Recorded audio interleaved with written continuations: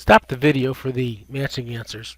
I'm going to focus on the delta V needed to get the Saturn V, the Apollo spacecraft into low Earth orbit at 330 kilometers above MSL. So we'll use V squared equals GM over R, or the velocity is the square root of GM over R, and I'll use a personal computer scientific calculator to show you how you might want to do that if you have one of these. First, you want to enter GM, and what I do is I use the 10 to the x power with 14, and then multiply that by 4, and that gives me G, and then GM, and then I want to divide.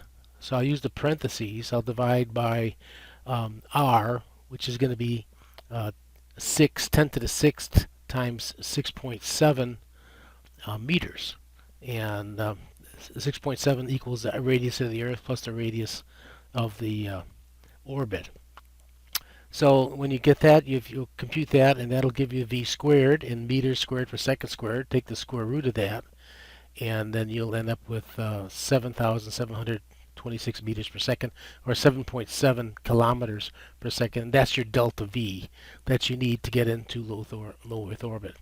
Now the period of that, we'll just this is a circular orbit. We're just going to use 2 pi times the radius or the circumference over the velocity. So we know the velocity times the period equals the circumference. So I'm just multiplying 2 pi r, where r is 6.7 kilometers, and that gives us a